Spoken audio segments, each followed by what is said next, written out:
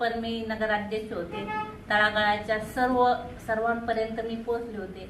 त्या आज या सोसायटीच्या वतीने माझा जो सत्कार केला आहे, तर मी त्या सर्वांचे आभार व्यक्त करते.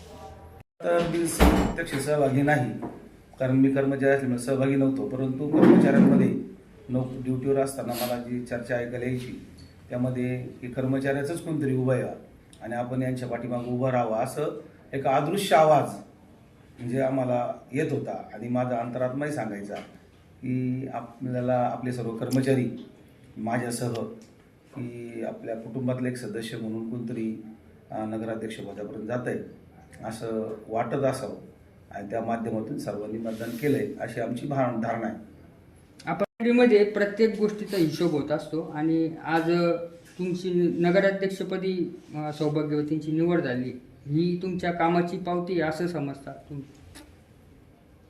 याबाबत तुम्ही जो प्रश्न विचारला त्यातच तुम्ही त्या प्रश्नाचं उत्तर दिलेलं आहे, एवढंच मी सांगू शकेल. बाकी सर्व बाबा सर्व ओळखतात. सर्वांचे आभार. आणि नगराध्यक्षसुद्धा आमच्या सोसायटीला त्यांनी साईबाबा संस्थान एम्प्लॉईज कोऑपरेटिव्ह सोसायटीच्या चेअरमनच्या आणि आमच्या कर्मचाऱ्यांच्या विनंतीला मान देऊन इथं आल्या.